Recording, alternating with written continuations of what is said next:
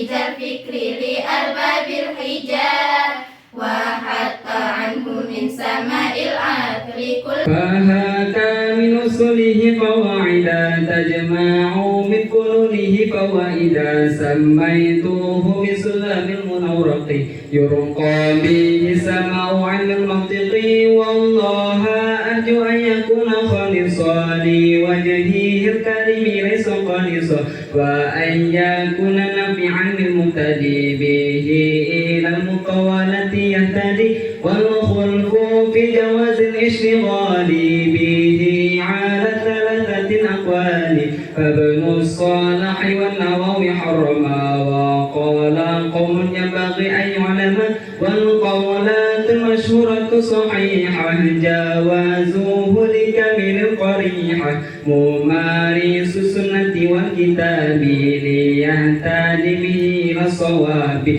إدراك مفرد تصورا علم ودرك نسبة بتصديق المسلم وقدم الأول عند الوضع لأنه مقدم بالطبع والنظر محتاج لتأمل وعنصه هو ضروري جلي وما به لا تصور المسلم يدعى بقول صالح فتنتهي وما لتصديق به توصل بحجات يعرف عند العقلاء دلالة اللفظ على ما وفقه يدعونها دلالة مطلقة وجزئيه تضمنا وملازم فهو التزام إن بعقل توزن مستعمل الألفاظ حيث يوجد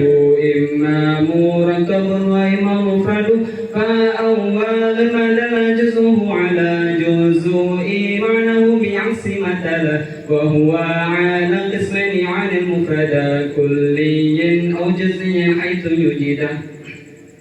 فمو في مشترك الكلي كآسان وعنصر الجزئي وأولا للذات إن فيها اندرج فانصبه أو لعارض إذا خرج والكلية خمسة دون انتقاص جنس وفصل عرض نوع وخص وأول ثلاثة بلا شطط جنس قارب أو بعيد أو وسط ونسبة الألفاظ للمعاني خمسة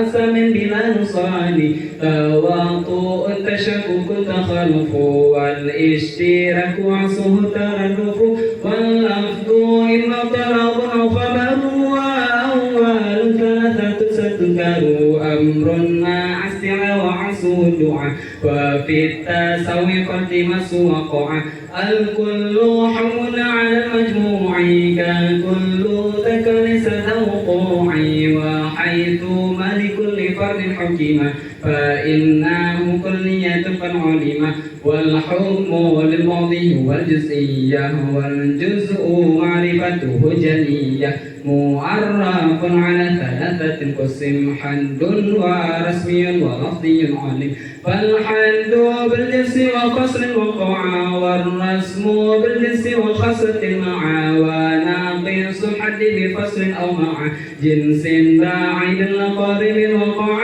وناقص الرسم بخاصة فقط أو مع جنس أبعد قد ارتبط وما بلفظي لديهم شهيرا تبديل لفظ المراد في الأشهر وشرط كل أن يرى منفردا منعكسا وظهيرا لا أبعدا ولا مسويا ولا تجوزا بلا قارنة بها تحرزا ولا بما يدرى بمحدود ولا مشترك من القارنة خلا وعندهم من جملة المردود إن تدخل الأحكام في الحدود ولا يجوز في الحدود ذكر أو جائز في الرسم فدر ما رووا ما احتمل سنق لذاته جرى بينهم قضية وخبرا ثم القاضي عنده قسمان شرطيات حملية وثاني كليات صصية والأول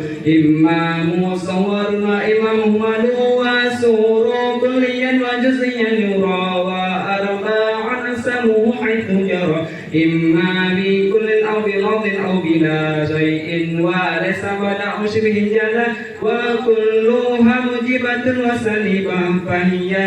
إذا إلى الثمان أيبة والأول موضوع في الحملية والآخر المحمول بالسوية وإن على تعليق فيها قد حكم فإنها شرطية وتنقسم أيضا إلى شرطية متصلة ومثلها شرطية منفصلة.